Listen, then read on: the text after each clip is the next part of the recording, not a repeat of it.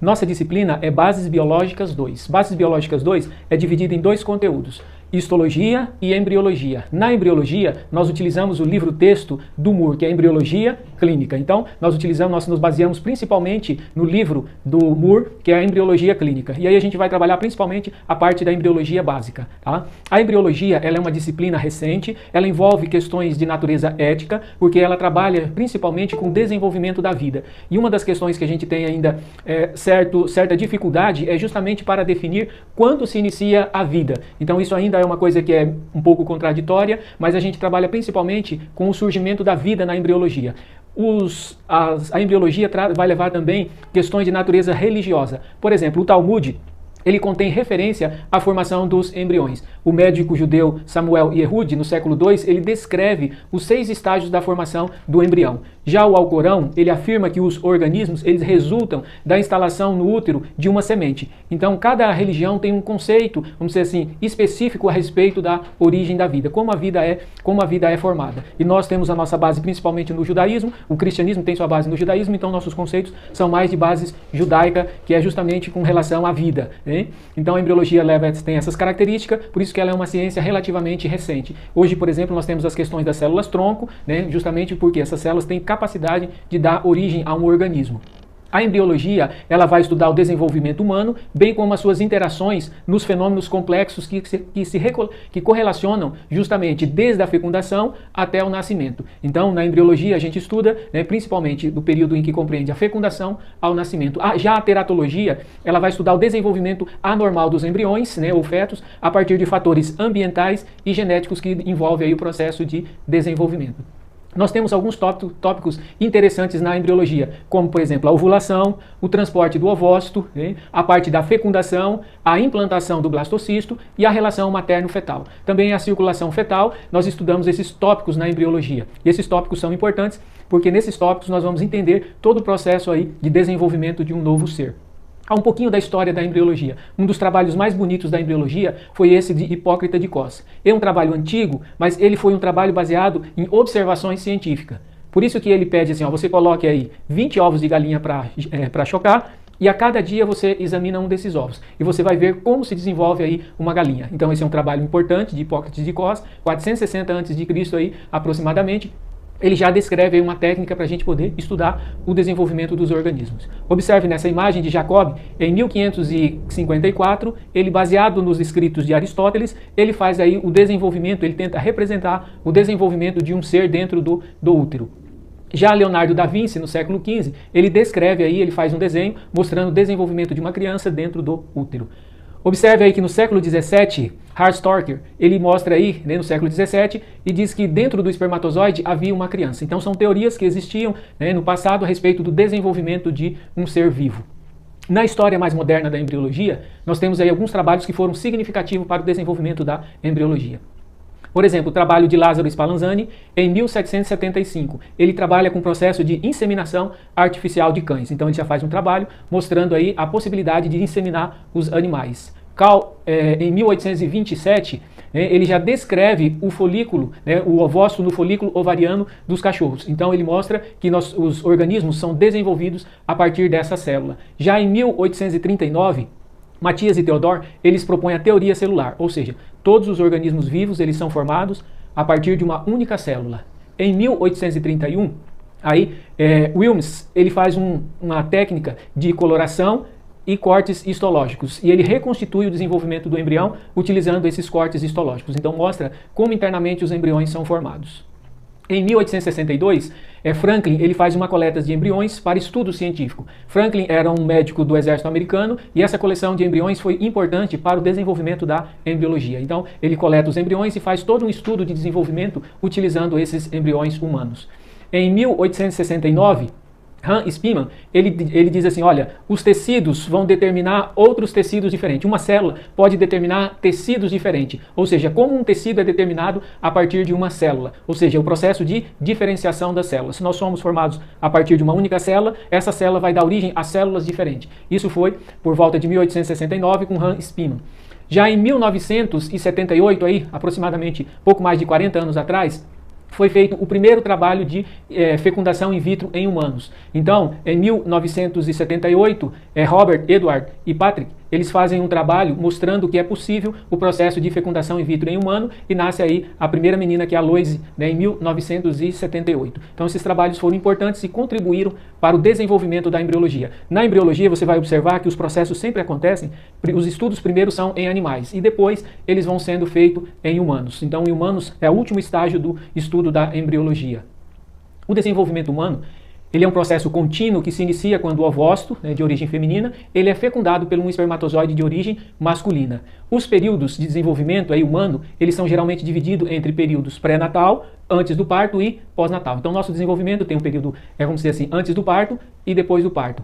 O desenvolvimento do ser humano, a partir da fecundação de um ovócito até o parto, ele é dividido em dois períodos principais, o período embrionário e o período fetal. O período embrionário vai da fecundação até o final da 8ª semana. E o período fetal começa na 9ª semana e vai até o final da 38ª semana. Então, período embrionário e período fetal. No período embrionário, as estruturas são formadas. No período fetal, ocorre apenas o crescimento do indivíduo. Um processo importante é a formação dos gametas. Então, a formação dos gametas é chamado de gametogênese. Então, a gametogênese é o processo de desenvolvimento da célula germinativa especializada, ou seja, os gametas, que podem ser o ovócito ou o espermatozoide, a partir de uma célula precursora bipotente. Então, a célula precursora, ela vai dar origem aos gametas aí, podendo ser o ovócito ou o espermatozoide.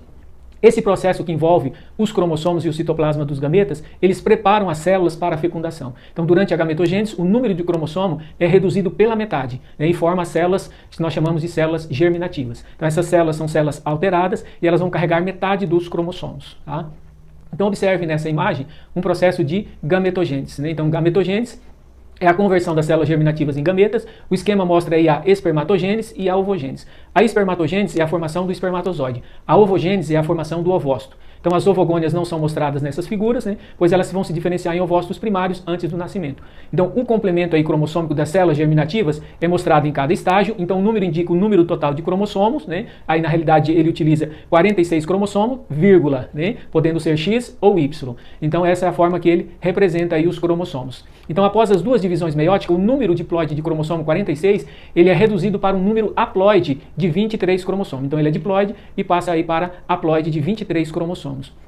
4 espermatozoides, eles são formados a partir de um espermatócito primário, enquanto apenas um ovócito maduro é resultado da maturação do ovócito primário. Ou seja, para cada célula que vai dar origem aos espermatozoides, ele pode gerar 4 células germinativas. Já o ovócito, ele só pode gerar uma única célula, porque a maioria das vezes as crianças, elas nascem uma única criança por gravidez. Então é um ovócito só formado durante o processo de desenvolvimento. Então o citoplasma, ele é conservado durante a ovogênese para formar uma célula grande. O ovócito maduro, né, então, ele é expelido. E ele forma aí os corpos polares, que são pequenos, que vão perdendo a sua capacidade funcional e se degeneram os corpos polares que são formados aí durante o processo de ovogênese. Então, na espermatogênese, na formação do espermatozoide, nós temos uma espermatogônia, 46 cromossomos, né? Depois nós temos o espermatócito primário, com 46 cromossomos, que é a maior célula nesse processo, e aí depois do espermatócito primário, nós temos o espermatócito secundário, que ele passa de 46 para 23 cromossomos. E depois o espermatócito secundário é transformado numa espermátide. A espermátide, ela tem 23 cromossomos de uma única cromátide. Então, você divide 23 de dupla cromátide, vai dar 2 de 23 de uma única cromátide. Então, na formação dos espermatozoides, você tem aí a metade carregando o X e a outra metade carregando o Y, ou seja, a probabilidade de nascer uma menina é a mesma probabilidade de nascer um menino. Já o ovócito, ele vai ser diferente. O ovócito, os folículos ovarianos vão se desenvolver nos ovócitos. Os ovócitos, eles vão formar o corpo polar. Então, o ovócito primário, ele vai ser transformado em um ovócito secundário e ele forma o primeiro corpo polar. Tá? Então, é formado aí o primeiro corpo polar. Então, o ovócito primário se transforma num ovócito secundário e aí ocorre a formação do primeiro corpo polar, ou seja, atrofia um núcleo. Depois, a segunda divisão só vai ser completada quando ele for fertilizado. Então, quando ele é fertilizado, ocorre a formação do segundo corpo polar. Então, aí, outro núcleo vai ser atrofiado para ele ter a mesma quantidade de material genético do espermatozoide. Então, na ovulação, o núcleo do ovócito secundário inicia-se a segunda divisão meiótica, né, mas ele só progride somente até a metáfase. Então, quando a divisão é interrompida, né, nesse ponto, se um espermatozoide penetra no ovócito secundário, a segunda divisão meiótica é completada. E a maior parte do citoplasma é novamente mantida em uma célula no ovócito fecundado. Então, outra célula, né, que é o segundo corpo polar, também é formado e ele irá se degenerar. Então, forma-se o segundo corpo polar e ele se degenera. Assim que os corpos polares são expelidos, ocorre a maturação do ovócito e eles completam o seu ciclo. Existem cerca de 2 milhões de ovócitos primários no ovário de uma menina recém-nascida, mas a maioria deles vão se degenerar durante a infância, de modo que na adolescência vão restar aí aproximadamente 40 mil ovócitos primários. Desses, somente 400 vão se tornar ovócitos secundários e liberados durante a ovulação, né, que é o período reprodutivo aí normal de uma mulher. Somente alguns desses ovócitos, né, se algum deles se tornar maduros e for fecundados, então eles vão se desenvolver aí no novo ser, né. O número de ovócitos liberado, ele é bastante reduzido em mulheres que usam aí os anticoncepcionais, que eles são à base de hormônio e vão alterar no processo de ovulação. Tá? Observe aqui um processo de divisão meiótica, né? Então, ocorre um esquema da meiose, onde são mostrados 2 pares de cromossomo. Então, observe aí, vamos representar aqui sendo o azul do pai e o vermelho da mãe. Então, você tem aí 2 cromossomos paternos e 2 cromossomos maternos. Nós temos 46, né, mas ele só representa aí 2 por uma questão didática. Então, os estágios da prófase da primeira divisão meiótica, né, são mostrados. No dia A a D, os cromossomos homólogos eles se aproximam um do outros e se emparelham. Então, cada membro do par possui 2 cromátides, são cromossomos de dupla cromátide. Observe o cruzamento único em um par de cromossomos, né, resultado do intercâmbio de segmentos das cromátides aí. Então, observe que ocorre aí entre F e H, ocorre aí a troca de material genético. E F e H, você observa que o vermelho traz um pedacinho do azul, né? Então, os 2 membros de cada par vão se orientar no fuso mitótico, aí a partir de E, né? F ocorre a anáfase, G ocorre a telófase. Então, os cromossomos eles vão migrar para polos opostos, né? Em H ocorre a distribuição dos pares de cromossomos dos pais no fim da primeira divisão meiótica. Aí de I e K vai ocorrer a segunda divisão meiótica. Então, ela é semelhantemente à mitose, né? Exceto pelo fato de que as células são haploides. Então, observe aí, né, que em G você tem 2 cromossomos de 2 cromátides, aí depois em J ocorre a divisão e em K 2 cromossomos de uma única cromátide.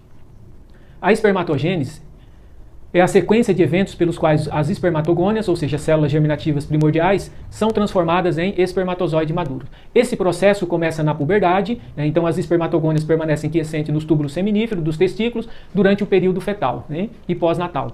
Elas aumentam em número durante a puberdade, após várias divisões mitóticas, né, as espermatogônias crescem e sofrem aí as suas modificações. As espermatogônias elas são transformadas em espermatócitos primários, as maiores células germinativas nos túbulos seminíferos dos testículos. Então são os espermatócitos primários. Cada espermatócito primário vai sofrer em seguida uma divisão reducional, que é a primeira divisão meiótica. Então para formar 2 espermatócitos secundários haploide, que possuem aproximadamente metade do tamanho do espermatócito primário. Em seguida o espermatócito secundário ele sofre a segunda divisão meiótica para formar 4 espermátides haploides, que são aproximadamente metade do tamanho do espermatócito secundário. As espermátides elas vão ser transformadas gradualmente em 4 espermatozoides maduros pelo processo conhecido por espermiogênese. Então observe nessa imagem, a imagem da espermiogênese, né, que é a alteração da espermátides até chegar a um espermatozoide. É a última fase da espermatogênese. Então durante esse processo, a espermátide arredondada é transformada em um espermatozoide alongado, nota aí a perda do citoplasma e o desenvolvimento da cauda e a formação do acrosoma. Então ele forma uma cauda que vai ser importante para a migração do espermatozoide. A vesícula acrossômica, ela deriva da região do complexo de Golgi das espermátides e contém enzimas que são liberadas no início da fecundação para auxiliar a penetração do espermatozoide através da corona radiata e da zona pelúcida que envolve o ovócito secundário. A cauda do espermatozoide é importante porque ela vai dar a capacidade de mobilidade dele, né, que auxilia no deslocamento até encontrar o ovócito e realizar a fecundação. Essa peça intermediária da cauda ela contém mitocôndrias, que vai fornecer o ATP, justamente gerando a energia necessária para a mobilidade do espermatozoide. Então observe aí na imagem, né, o gameta masculino e o feminino. Então a figura A mostra as principais partes do espermatozoide humano. Nós temos aí a cabeça, que é composta aí, que compõe a maior parte do núcleo, né, e está parcialmente coberta pelo acrosoma. Uma organela em forma de capuz que contém as enzimas que vão facilitar aí na degradação da estrutura do ovócito. E a cauda do espermatozoide ela possui 3 regiões, a peça intermediária, a peça principal e a terminal, né?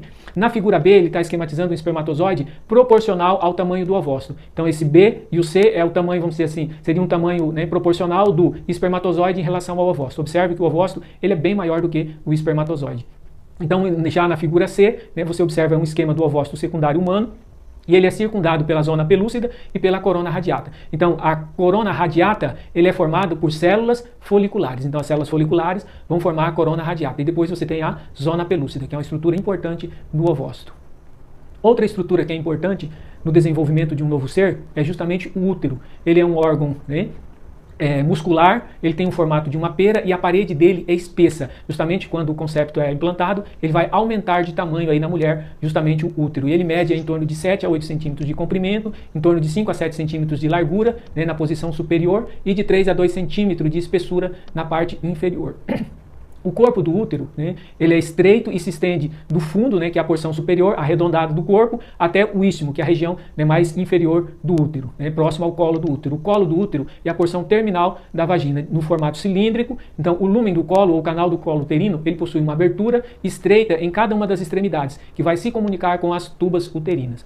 As paredes do corpo do útero, elas são constituídas por 3 camadas. A primeira camada mais externa, que é a camada mais fina, né, é chamada de perimétrio. E a camada intermediária é o miométrio, que ela é composta principalmente de músculo liso, é uma camada espessa, o miométrio, e a camada interna, que é chamada de endométrio. Então, o endométrio é a camada interna mais fina, que vai possuir uma camada, chamamos camada funcional do endométrio, que é a camada que se descama durante o processo de menstruação. Então, a tuba uterina, ela tem aproximadamente 10 centímetros de comprimento e 1 centímetro de diâmetro. Ela estende-se lateralmente a partir dos cornos uterinos. Então, para fins descritivos, a tuba uterina ela é dividida em 4 porções: o infundíbulo, ampola, istmo e porção uterina, né? Então, essas quatro porções, o infundíbulo, ampola, istmo e porção uterina, vão formar aí a tuba uterina. Uma das tubas conduz o ovócito de um ovário, né, vai conduzir o ovócito do ovário até o útero. As tubas também conduzem o espermatozoide pelo útero para alcançar a região de fecundação, que é justamente na ampola da tuba uterina. O ovócito ele é fecundado na ampola da tuba uterina. Então a tuba uterina também conduz o zigoto, né, em clivagem para a cavidade uterina aí no ovário. O ovário, eles são glândulas reprodutivas em formato de amêndoas e são localizados próximo à parede pélvica lateral. Então, de cada lado do útero você tem um ovário. Os ovários aí, eles são responsáveis pelo desenvolvimento das características sexuais e pela regulação na gestação. Então, os ovários vão produzir hormônio, além dos ovócitos aí também, né? Então, o ciclo reprodutivo feminino, ele se inicia aí por volta dos 13 anos na puberdade e as mulheres passam por ciclos reprodutivos que envolvem as atividades do hipotálamo, do encéfalo, da glândula da hipófise, né, dos ovários, do útero, da tuba uterina, da vagina, das glândulas mamárias. Então, todas essas estruturas vão ser responsáveis por algumas partes do ciclo reprodutivo feminino. Nós temos aí o primeiro, que é o hormônio liberador de gonadotrofina. Ele é sintetizado pelas células neurosecretoras do hipotálamo. Então, esse hormônio liberador de gonadotrofina, que é sintetizado pelas células neurosecretoras do hipotálamo, esse hormônio vai ser transportado por uma rede de capilares da circulação até o sistema porta hipofisário. Né? Então, para o lóbulo anterior da glândula da hipófise, onde esse hormônio vai agir. Então, o hormônio ele estimula a liberação de 2 hormônios hipofisários produzidos por essa glândula que vão atuar nos ovários, que é justamente o hormônio folículo estimulante, que ele vai estimular o desenvolvimento dos folículos ovarianos e a produção de estrogênio pelas células foliculares. E o hormônio luteinizante, que ele vai agir como um disparador da ovulação. E também ele vai estimular as células foliculares do corpo lúteo a produzir progesterona. Então esses hormônios também vão induzir o crescimento dos folículos ovarianos, né, e do endométrio. Então observe nesse desenho, né, ele mostra aí a inter-relação entre o hipotálamo, a hipófise, o ovário, né, o endométrio. Então são mostrados aí um ciclo menstrual completo, o início e o fim dele, né, do ciclo menstrual. Então ocorrem as mudanças no ovário. Então o ciclo ovariano eles são induzidos pelo hormônio gonadotrófico, né, que é o hormônio que vai induzir aí o ciclo ovariano, né. Ele vai atuar sobre o hormônio folículo, sobre a hipófise, né, ativando aí o folículo estimulante e o luteinizante. Então os hormônios do ovário aí, no caso aí é o estrogênio e a progesterona, né, que são produzidos a partir do corpo lúteo, né? Então, portanto, a atividade cíclica do ovário está intimamente ligada às mudanças que ocorrem no útero. Os ciclos ovarianos, eles estão sob o controle endógeno ritmo da hipófise, ou seja, cada 28 dias ele se repete esse ciclo de hormônios que são produzidos, né, que por sua vez vai controlar aí outras estruturas do corpo. Então, observe.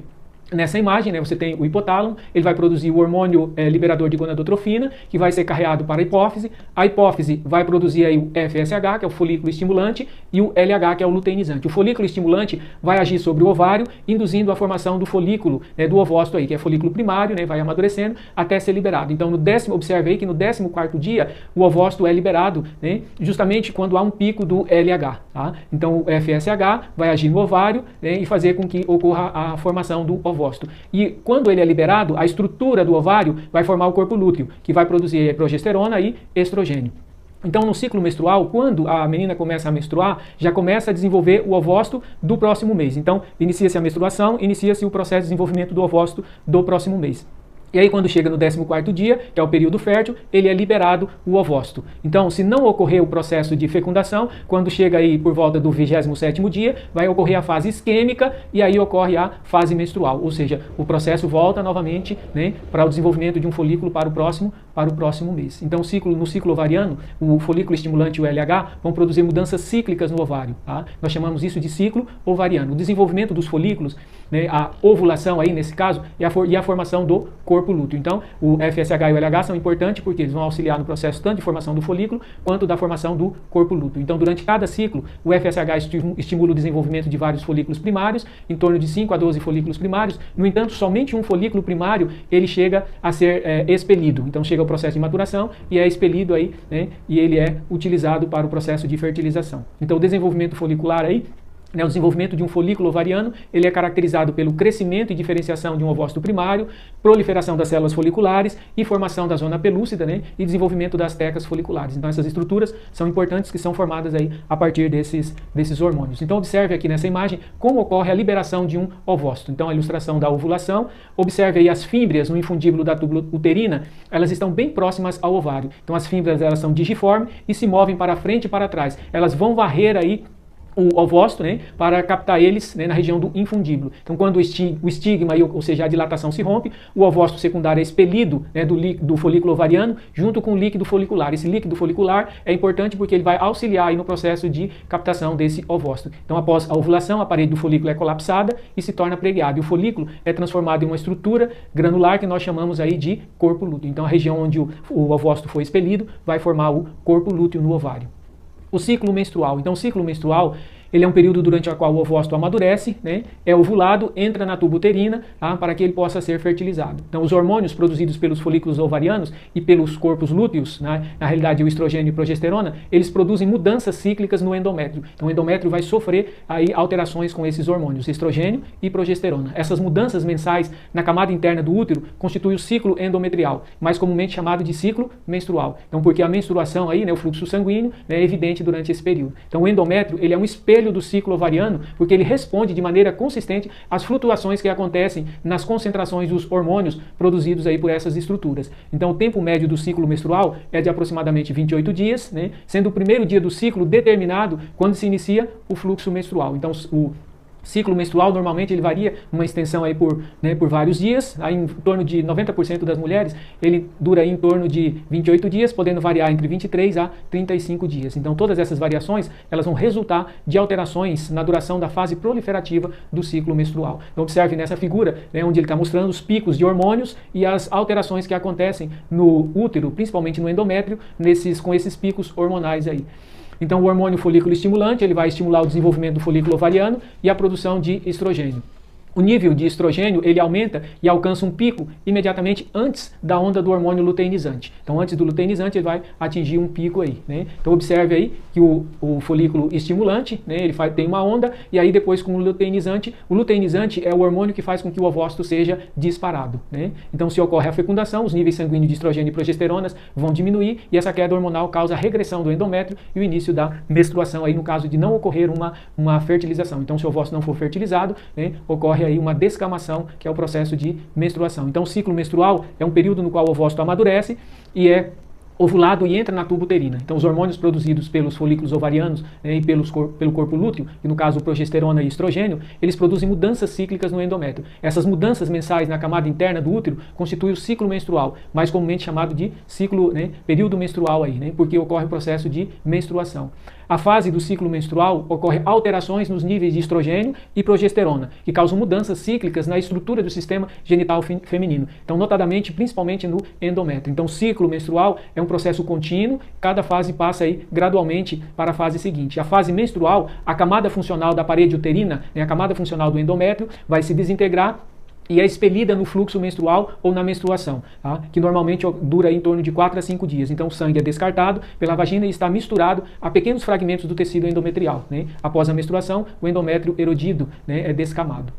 A fase proliferativa, então dura aproximadamente 9 dias, consiste com um crescimento do folículo ovariano e é controlada pelo estrogênio secretado pelos folículos. Então nessa fase de reparo e proliferação ocorre um aumento de 2 a 3 vezes na espessura do endométrio e no seu conteúdo de água. Então uma fase de recuperação do endométrio. No início desta fase, a superfície do epitélio se refaz, recobre o endométrio e as glândulas aumentam em número e comprimento e também as artérias espiraladas vão se alongar durante a fase proliferativa. Já na fase secretora ou fase lútea, durante aproximadamente 13 dias, coincide com a formação e o funcionamento e o crescimento do corpo lúteo. A progesterona produzida pelo corpo lúteo estimula o epitélio glandular, a secretar um material rico em glicogênio, então as glândulas se tornam grandes, o endométrio se espessa devido à influência da progesterona e do estrogênio produzido pelo corpo lúteo, e também por causa de um aumento de fluido no tecido conjuntivo, conforme as artérias espiraladas crescem, na camada aí compacta superficial do útero. Então ela se torna mais tortuosa nessa região. E já na fase isquêmica, então na fase isquêmica ocorre quando o ovócito não é fecundado. Então as artérias espiraladas se contraem,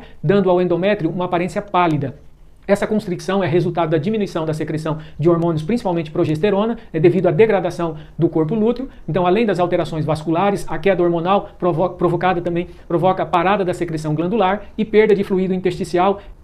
Durante esse período ocorre também uma importante diminuição da espessura do endométrio. Então, no fim da fase isquêmica, as artérias espiraladas se contraem por um longo período, isso provoca êxtase venosa. Então, ocorre a necrose isquêmica do tecido superficial e, finalmente, ocorre aí a ruptura das paredes dos vasos lesionados e o sangue penetra o tecido conjuntivo adjacente. O que acontece? Pequenas lacunas de sangue se formam e se rompem na superfície endometrial, resultando então no sangramento na cavidade uterina, sendo escoado aí pela vagina. Então essa é a fase isquêmica durante o período menstrual na mulher. A viabilidade dos gametas. Então, estudos dos estágios iniciais do desenvolvimento indicam que um ovócito humano são geralmente fecundados dentro de 12 horas após a ovulação. Então, o ovócito ele tem que ser fecundado dentro aí dessas 12 horas no qual ele foi expelido. Então, observações in vitro mostram que o ovócito não pode ser fecundado após 24 horas, que ele já se degenera rapidamente. Então, ele tem aí em torno de 12 horas. A maioria dos espermatozoides, eles vão sobreviver até 48 horas. Então, o espermatozoide ele tem um tempo de duração de até 48 horas. Então, após a ejaculação, os espermatozoides passam pelo colo uterino e chegam ao interior do útero. Alguns espermatozoides eles são armazenados nas pregas da mucosa do colo e gradualmente são liberados. Então eles atravessam o útero e entram na tuba uterina para que eles possam fertilizar o ovócito. Então, na sequência aí, nós podemos ter a fecundação, que normalmente o local de fecundação é a ampola da tuba uterina. Então, o ovócito, ele é fertilizado na ampola da tuba uterina. Então, se o ovócito não for fecundado na ampola, ele passa lentamente pela tuba e chega ao corpo do útero, onde ele vai se degenerar e ele é reabsorvido. Embora a fecundação possa ocorrer em outras partes da tuba, ele não ocorre no corpo do útero. Tá? Então, sinais químicos que atraem aí os espermatozoides são secretados pelos ovócitos e pelas células foliculares que circundam os ovócitos. Então, os ovócitos, os espermatozoides, eles são atraídos pelas substâncias químicas liberadas pelos ovócitos e pelas células foliculares. Isso nós chamamos de quimiotaxia. Na fase de fecundação, então, como já foi dito, a fecundação é uma sequência de eventos coordenados. Então, primeiramente, a passagem de um espermatozoide através da corona radiata, ele tem que passar a corona radiata, penetrar na zona pelúcida. Então, a passagem do espermatozoide pela zona pelúcida é a fase importante aí do início da fecundação. Então, a formação de uma passagem também é resultado da ação de enzimas como a esterase, a acrocina, neuraminidase, Então, essas enzimas são importantes para que o espermatozoide passe a zona pelúcida. Então, formando assim uma passagem para o espermatozoide poder entrar no ovócito. Então, a mais importante dessas enzimas é a acrocina, e aqui é uma enzima proteolítica. Então, a acrocina é importante porque ela faz com que o espermatozoide atravesse a zona pelúcida. Então, uma vez que o espermatozoide ele penetra na zona pelúcida, ocorre uma reação zonal, uma alteração nas propriedades da zona pelúcida, tornando aí essa região impermeável a outros espermatozoides. Então, quando o espermatozoide ele passa pela zona pelúcida, ele impede que outros também atravessem a zona pelúcida. Então, observe aqui nessa imagem a liberação de enzimas que vão fazer com que o espermatozoide tenha a capacidade de penetrar aí, no ovócito. Então, primeiramente, ele vai atravessar aí a região da corona radiata, que é formada pelas células foliculares. Então, aí ele vai atravessar a zona pelúcida, que é justamente a acrocina liberada para atravessar a zona pelúcida. Quando ele atravessa a zona pelúcida, ele impede que outros espermatozoides atravessem aí essa região. Então, a fusão das membranas plasmáticas do ovócito do espermatozoide é um fator importante para que ocorra a fertilização. Então, as membranas plasmáticas celulares do ovócito do espermatozoide, eles vão se fundir, e para que ocorra aí a fusão dos dois gametas. A cabeça e a cauda do espermatozoide, eles vão entrar no citoplasma do ovócito. mas a membrana celular do espermatozoide e as mitocôndrias não vão entrar no ovócito. Então, as mitocôndrias, elas são destruídas e não entram no ovócito. Então, ao término da segunda divisão meiótica do ovócito e a formação do pronúcleo feminino, então, quando o espermatozoide penetra no ovócito, esse é ativado e termina a segunda divisão meiótica. Então, quando o ovócito é fertilizado, ocorre aí a formação do segundo corpo polar, né? Em seguida, os cromossomos maternos vão se descondensar e o núcleo do ovócito maduro se torna o pronúcleo feminino. E já o espermatozoide, quando ele entra no citoplasma do ovócito, o núcleo do espermatozoide vai aumentar para formar o pronúcleo masculino. Então, logo que o pronúcleo vai se fundir, isso nós chamamos de cariogamia, a fusão dos dois núcleos em um único agregado diploide de cromossomo. Então, a fecundação por um espermatozoide, carregando aí 23 cromossomos, ou sendo 23 cromossomos, contendo um X ou contendo um Y para a formação de um novo ser. Então, observe aí na ilustração da fecundação, a progressão dos eventos quando o espermatozoide entra em contato com a membrana plasmática do ovócito secundário e termina com a mistura dos cromossomos materno e paterno aí, na metáfase da primeira divisão meiótica do zigoto. Então, na figura A, observe aí o zigoto, o ovócito secundário, circundado aí por vários espermatozoides, um dos quais vai conseguir penetrar, passar através da corona radiata. Então, observe aí que a corona radiata não é mostrada, um espermatozoide entrou no ovócito e ocorreu a segunda divisão meiótica, formando aí um ovócito maduro. O núcleo do ovócito agora é chamado de pronúcleo feminino, Então, já na figura C, a cabeça do espermatozoide aumenta de volume para formar o pronúcleo masculino. Então, essa célula agora é chamada de ovótide. Não contém os pronúcleos masculino e feminino. E aí ocorre a cariogamia, que é a fusão dos dois núcleos. Na figura D e na figura E a formação do zigoto, contendo 46 cromossomos e com um núcleo diploide. Então, um processo importante, ocorreu a fecundação, vai iniciar o processo de clivagem do zigoto. Então, o ovócito fertilizado, agora ele é chamado de zigoto. Então, a clivagem ele vai consistir em divisões mitóticas repetidas do zigoto, resultando em um aumento rápido no número de células.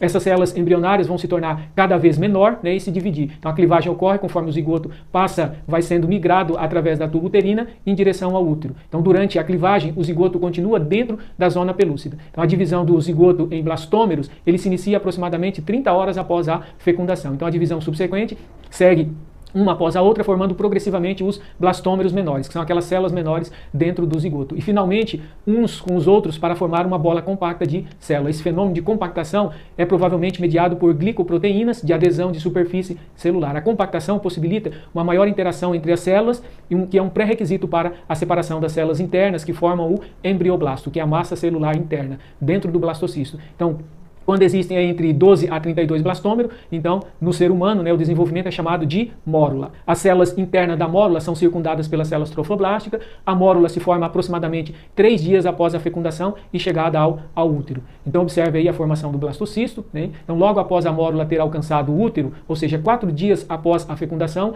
a mórula alcança o útero. Então, surge no interior da mórula um espaço preenchido de líquido, chamado cavidade blastocística. Então, daí para frente, ele é chamado de blastocisto. Então, o líquido passa da cavidade uterina através da zona pelúcida para formar esse espaço dentro do embrião. Então, conforme o líquido aumenta na cavidade blastocística, ele se separa, os blastômeros, em duas partes. Uma parte delgada da camada celular externa vai formar o trofoblasto. O trofoblasto vai formar a parte embrionária da placenta.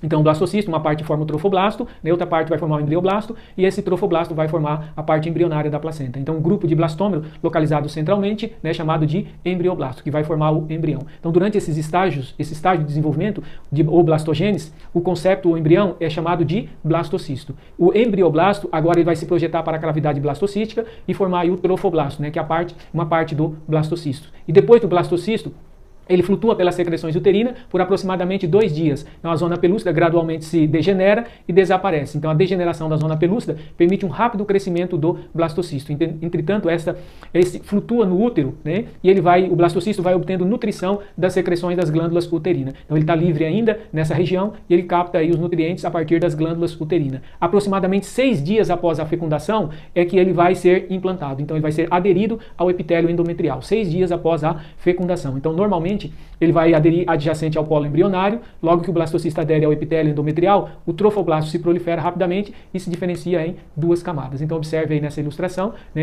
onde nós temos aí o processo de clivagem do zigoto e formação do blastocisto. Então nós temos zigoto com 2, 4, 8 células, o período de mórula, né, começa aí com 12 a 16 células e termina com a formação do blastocisto. Então o zigoto de 2, 4, 8 células, aí ele se transforma em mórula, né, que é 16, 32. Quando ocorre a formação da cavidade blastocística, ele é chamado de blastocisto. Tá? Então essa é uma estrutura importante. Observe nessa microscopia uma seção do blastocisto, né, mostrando as cavidades aí. Então, com 4 dias, a cavidade blastocística está começando a se formar na figura A. Então, observe na figura A cavidade blastocística iniciando aí a sua formação. Né? Já passando aí com em torno de 5 a 6 dias, a cavidade blastocística aumenta e o embrioblasto e o trofoblasto estão claramente definidos. Então, o embrioblasto, que é as células superiores, e o trofoblasto, que é a camada de célula no entorno, que vai dar origem à placenta, a estrutura da placenta, a estrutura fetal da placenta, a estrutura embrionária da placenta tem origem nessa camada de célula, nas células aí, chamada de trofoblasto. E a cavidade blastocística, então, determina agora que ele é um blastocisto.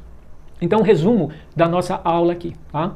Então, observe aqui o ovário, né? Então, observe aí o ovário, né? O folículo primário inicial. Então, 28 dias, começa o período menstrual, o folículo primário, ele inicia-se. O FSH vai estimular a formação do folículo. Então, inicia-se o processo de produção do folículo. No 14º dia, ele é liberado. Então, no 14º dia, o ovócito é liberado e ele é captado pelas fímbrias da ampola da tuba uterina. Né? Então, no 14º dia, a região onde ele estava vai dar origem ao corpo lúteo. O corpo lúteo vai produzir estrogênio e progesterona no ovário. Então, o ovócito, ele é liberado no 14º dia, ele é captado, ele é fertilizado na ampola da tuba uterina, como está sendo mostrado aí. Então, na ampola da tuba uterina, ele é fertilizado. Aí ele começa o processo de clivagem, né? Ele se transforma de um ovócito, quando ele é fertilizado, ele passa a ser chamado zigoto, zigoto de 2, 4, 8 células. Então, zigoto de 8 células, quando passa para 16, 32 células, nós chamamos de mórula. Então, ele está chegando no útero já com mais de 32 células. Então, no útero, ele vai começar agora a formar a cavidade blastocística. E aí ele é chamado de blastocisto. E ele é implantado 6 dias após a liberação dele, ou seja, 6 dias após a liberação e fertilização, ele é implantado na cavidade posterior do útero na forma de blastocisto. Então, esse é um processo importante que acontece, né, em que o blastocisto é implantado no útero para dar origem ao novo ser. Nossa aula será a respeito da segunda semana do desenvolvimento humano. Então, à medida que a implantação do blastocisto ocorre, mudanças morfológicas no embrião vão produzir um disco embrionário bilaminar, formado pelo epiblasto e o hipoblasto. Então, o disco embrionário, ele origina as camadas germinativas que vão formar todos os tecidos e órgãos do embrião. As estruturas extraembrionárias que se formam durante a segunda semana são a cavidade amniótica, o âmnion, a vesícula umbilical, que está conectada ao pedículo, né, e o saco coriônico durante esse processo. Então, observe nessa figura a aderência do blastocisto ao epitélio endometrial durante os primeiros estágios de implantação. Então, o blastocisto, ele é implantado na superfície do endométrio. Então, após o 6º dia, o trofoblasto está aderido ao epitélio endometrial no polo embrionário do blastocisto. Então, na região do polo embrionário, em que o blastocisto ele vai se ligar ao endométrio. O sinciotrofoblasto, ele penetra o epitélio e começa a invadir o tecido conjuntivo endometrial. Então, como está mostrado aí na imagem. Então, observe o polo embrionário, né? A cavidade blastocística, tá? Que é formada, né? E aí o trofoblasto, que vai dar origem à placenta, às estruturas fetais da placenta. Já nessa outra figura, então observe a implantação do blastocisto no endométrio, né? Então aí uma figura do blastocisto parcialmente implantado no endométrio uterino, com cerca de 8 dias. Note a cavidade amniótica em forma de fenda. Já no desenho em B, uma seção do blastocisto com cerca de 9 dias de implantação no endométrio. Observe aí as lacunas que aparecem no sinciciotrofoblasto. Então essas células, esse sinciciotrofoblasto é o grupo de célula que vai nutrir o embrião no período inicial aí. Então, ao término da implantação do blastocisto, ele vai terminar aí durante a segunda semana e ele ocorre durante um período restrito entre 6 a 10 dias após a ovulação e a fecundação. Então, conforme o blastocisto se implanta no trofoblasto, ele entra em contato com o endométrio e se diferencia em 2 camadas. Uma camada interna, que é o citotrofoblasto, que é mitoticamente ativa e forma novas células que migram para a massa crescente de sinciciotrofoblasto, onde eles vão se fundir e perdem as membranas celulares aí. O sinciciotrofoblasto, ele é uma massa multinucleada, ele se expande rapidamente e não há limite para essa célula na parede do útero. Então, o sinciciotrofoblasto, ele é erosivo, invade o tecido conjuntivo do endométrio, enquanto o blastocisto, ele é vagarosamente incorporado no endométrio. As células do sinciciotrofoblasto, eles deslocam as células endometriais no local de implantação e as células endometriais vão sofrer apoptose nessa região e vai facilitar a invasão do blastocisto. Então observe aí um blastocisto implantado, né, com 10 dias em A e 12 dias em B. Esse estágio ele é caracterizado pela comunicação das redes lacunares, cheia de sangue. Na figura em B aparece o espaço celômico aí no mesoderma extraembrionário. Então na figura B nós temos aí o espaço celômico no mesoderma extraembrionário, que é formado, né, no início pelo celoma da cavidade extraembrionário. Os mecanismos moleculares de implantação, eles vão envolver uma sincronização entre um blastocisto invasor e um endométrio receptivo. Então as microvilosidades das células endometriais, que são as moléculas de adesão celular, como as integrinas, nós temos aí as citocininas, prostaglandinas e hormônios como a gonadotrofina coriônica humana, né, e a progesterona, que são importantes nesse processo de implantação do blastocisto. Então, fatores de crescimento, como enzimas de matriz extracelular e outras enzimas, como a metaloproteinase, né, que é a proteína quinase A, eles vão ter um papel fundamental aí no endométrio para que ele possa se tornar receptivo ao blastocisto. Além disso, as células endometriais vão ajudar a controlar a profundidade de penetração do blastocisto. Então nós temos a formação da cavidade amniótica, do disco embrionário e da vesícula umbilical. Então com a progressão da implantação do blastocisto, surge um pequeno espaço no embrioblasto, né, que é o primórdio da cavidade amniótica. O disco embrionário ele é formado por duas camadas, o epiblasto, né, que é uma camada mais espessa, constituída por células cilíndricas altas, voltada aí para a cavidade amniótica. Então o epiblasto está na parte superior e ele vai dar origem aí a várias estruturas importantes. O hipoblasto ele é composto por células cuboides, pequena e está adjacente à cavidade celômica. Então o epiblasto ele forma o assoalho da cavidade amniótica, né, e está perfeitamente em continuidade com o âmnion aí, o epiblasto. Então o hipoblasto fica na parte inferior, o epiblasto na parte superior. O hipoblasto ele forma o teto da cavidade exocelômica e ele é contínuo e delgado à membrana exocelômica. Essa membrana, juntamente com o hipoblasto, ele vai revestir a vesícula umbilical primitiva. Nós temos aí o disco embrionário, ele agora se situa entre a cavidade amniótica e a vesícula. As células do endoderma da vesícula, eles produzem uma camada de tecido conjuntivo, que nós chamamos de mesoderma extraembrionário. Ele passa a envolver o âmnion e a vesícula umbilical. A vesícula umbilical e a cavidade amniótica, eles possibilitam os movimentos morfogenéticos das células do disco embrionário. Então essas cavidades são importantes, que funcionam, que não vão formar barreiras. Então essas cavidades permitem o crescimento, né, dessas células em qualquer direção. Assim que se funde o âmnion, o disco embrionário e a vesícula umbilical, ele vai aparecer as lacunas no sinciciotrofoblasto. As lacunas são preenchidas por uma mistura de sangue materno proveniente dos capilares endometrial, que é rompido, e os restos celulares das glândulas uterinas são erodidas. Esse fluido dos espaços lacunares, o embrioblasto, né, chega ao disco embrionário por difusão e fornece material nutritivo para o embrião. Então observe nessa figura um blastocisto implantado, a seção, né, local de implantação do embrião aí é a partir de 12 dias, né? O embrião está implantado na superfície, na camada compacta do endométrio. Na inferior você tem um aumento aí maior, né, do concepto. Então observe aí as lacunas contendo sangue materno e são visíveis as células do sinciciotrofoblasto nessa região. Então conforme ocorrem as mudanças no trofoblasto e no endométrio, o mesoderma extraembrionário ele aumenta e aparece espaço celômico extraembrionário isolados dentro dele. Esses espaços, eles rapidamente vão se fundir e formar uma grande cavidade isolada. Nós chamamos de celoma extraembrionário. Essa cavidade ela é cheia de fluido, né, e envolve o âmnion e a vesícula umbilical, exceto onde eles estão aderidos ao córion, né, pelo pedículo de conexão. Então nessa região não é formado aí o córion. Com a formação do celoma extraembrionário, a vesícula umbilical primitiva, ela diminui e forma a vesícula umbilical secundária, que é um pouco menor. Então essa vesícula menor, ela é formada por células endodérmicas extraembrionárias, que vão migrar do hipoblasto do interior da vesícula umbilical primitiva. Então durante a formação da vesícula umbilical secundária, uma grande parte da vesícula umbilical primitiva se desprende, deixando uma vesícula remanescente. Então observe aí na figura, né, o desenvolvimento do embrião humano. Então observe as falhas no epitélio endometrial vão desaparecer, ocorre a formação de uma pequena vesícula umbilical secundária, uma grande cavidade, e o celoma extraembrionário agora envolve a vesícula umbilical e o âmnion, exceto onde o âmnion está preso ao córion pelo pedículo de conexão. Já o celoma extraembrionário, ele divide o mesoderma extraembrionário em duas camadas. O mesoderma somático extraembrionário, que reveste o trofoblasto e cobre o âmnion. Já o mesoderma esplânctio, é o extraembrionário, ele está em torno da vesícula umbilical. Um embrião aí com 13 dias, ele está sendo mostrado, né? E a redução no tamanho relativo da vesícula umbilical. Então o início do aparecimento das vilosidades coriônicas primárias, né, na figura em B, há um embrião aí de 14 dias, mostrando a vesícula umbilical secundária, recém-formado aí, e a localização da placa pré-cordal no teto aí dessa região. Tá?